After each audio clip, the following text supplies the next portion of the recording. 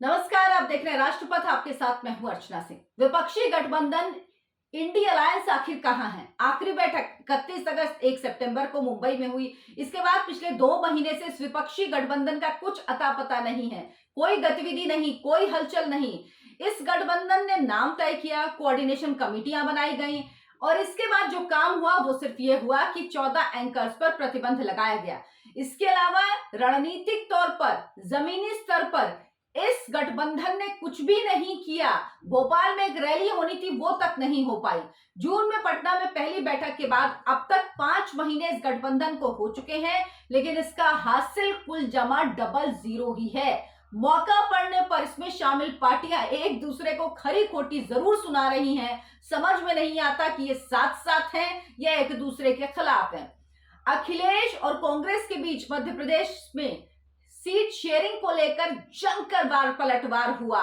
दो कौड़ी का नेता, टुच्चा नेता अखिलेश वखिलेश जैसे विश्लेषणों का भी प्रयोग हुआ, जो कि विपक्षी दल भी, यानी जो दूसरे दल हैं जिनके लड़ाई लड़ रहे हैं, वो भी नहीं बोलते। ये साथी दल आपस में एक दूसरे को बोल रहे हैं। मतलब जूतम लात सब कुछ चल रहा है इनका आपस में, लेकिन फिर भी कहते हैं हम साथ साथ हैं, लेकिन है कहां ये किसी को पता नहीं। ममता बनर्जी, कांग्रेस पार्टी, केजरीवाल, नीतीश कुमार सब एक दूसरे से दूरी बना रहे हैं। अब ये तालमेल की कमी है या गठबंधन में I.N.D.I.A का इंडिया INDIA गायब हो गया, सिर्फ डॉट डॉट डॉट बचा है ऐसा लग रहा है। ऐसा मैं क्यों कह रही हूं? इसके जानने के लिए, इसको समझने के लिए आपको कुछ कारण जानने होंगे। आपको 5 ऐसे कारण बताती हूं जिससे आप समझ पाएंगे कि विपक्षी गठबंधन आखिर है भी या नहीं। पहला कारण जो खुद इस विपक्षी गठबंधन के नेता बता रहे हैं, शरद पवार ने भी कुछ दिन पहले कहा, विधानसभा चुनाव। इन चुनावों में व्यस्तता बड़ी वजह है। राजस्थान, मध्य प्रदेश, छत्तीसगढ़, तेलंगाना, मिजोरम में चुनाव हो रहे हैं और इस वजह से आगे की रणनीति पर मंथन नहीं हो पा रहा।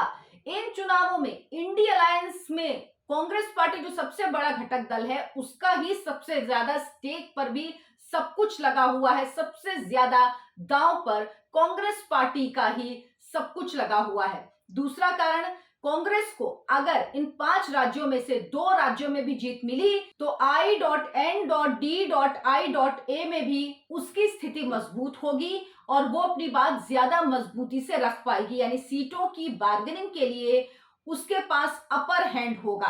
क्षेत्रीय दलों को बात माननी पड़ेगी। कांग्रेस कहेगी कि मैं सबसे ज्यादा, हम बड़ी पार्टी हैं, हमने हिमाचल जीता, हमने कर्नाटक जीता और अब देखिए इन राज्यों में भी हमने जीत हासिल की है, तो आपको हमारी बात माननी होगी, यानी क्षेत्रीय दलों को कांग्रेस की बात माननी होगी।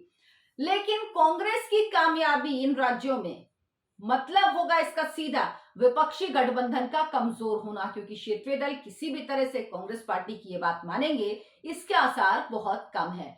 तो कांग्रेस और विपक्ष दोनों वेट एंड वॉच की नीति पर ही चल रहे हैं। तीसरा कारण, अगर विधानसभा चुनाव में मान लीजिए बीजेपी की जीत हुई ज्यादातर राज्यों में, तो विपक्ष अपनी रणनीति पर नए सिरे से विचार करेगा। इन राज्यों के नतीजे विपक्ष का चेहरा, मुद्दे, सीट शेयरिंग और चुनावी रणनीति को लेकर एक स्पष्टता, एक क्लियर तस्वीर देंगे। चौथा कारण जो है वो है विपक्षी दल अपनी अपनी उलझनों में खुद उलझे हुए हैं। कई दल असेंबली चुनाव में उलझे हैं, जो मैंने आपको बताया। कई दल और उनकी सरकारें विभिन्न एजेंसियों की कार्यवाही से जूझ रही हैं। कुछ दल की सरकारें इस कार्यवाही से जूझ रही हैं, लेकिन कुछ पार्टियां ऐसी जिनके दूसरे सियासी मसले हैं। आम आदमी पार्टी और तृणमूल कांग्रेस टीएमसी की अगर बात करें तो इनके नेताओं पर सीबीआई और ईडी की ऐसी कार्रवाई हो रही है कि इनको कुछ और समझ ही में नहीं आ रहा है। वहीं राजस्थान और छत्तीसगढ़ में एजेंसियों ने बड़े पैमाने पर छापे मारे, जिससे वहां की सरकारें, जो कांग्रेस की सरकारें हैं, वो परेशान हैं।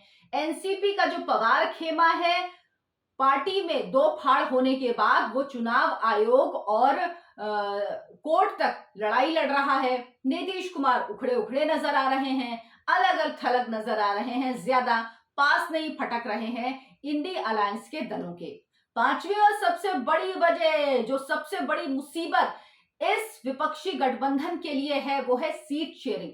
सीट शेयरिंग की बात तो छोड़िए, किस तरह से होगा ये तो छोड़िए, अभी तक कोई फॉर्मूला भी नहीं तय हो पाया और इसका असर आम चुनाव से पहले जिसे सेमीफाइनल कह रही हैं ये पार्टियां, यानी विधानसभा चुनाव, उसमें भी पड़ा और इंडी अलायंस के घटक दलों में कोई सहमति नहीं बन पाई, बल्कि जबरदस्त जुबानी जंग जारी रही। नतीजा, मध्य प्रदेश में जेडीयू ने 10 सीटों पर, समाजवादी पार्टी ने 45 सीटों पर उम्मीदवार उतार दिए। आम आदमी पार्टी तो राजस्थान, मध्य प्रदेश, छत्तीसगढ़ में चुनावी मैदान में है ही, वो तो लड़ ही रही है।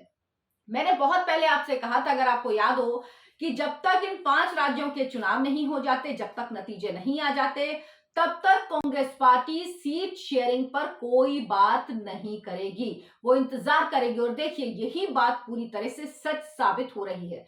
कुल मिलाकर विपक्ष को लगता है कि अगर अभी बैठक हुई तो आपस में उलझने का खतरा ज्यादा है, क्योंकि इन विधानसभा चुनावों में इतनी मारामारी आपस में है इन लोगों की कि किस मुंह से एक दूसरे के साथ बैठे।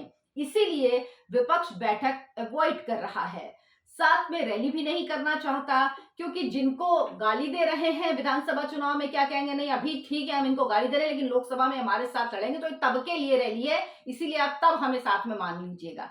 ऐसा तो होगा नहीं, जनता इतनी मूर्ख तो है नहीं कि इनकी बातों में इस तरह से आ जाएगी, इसीलिए रैली भी नहीं कर रहे।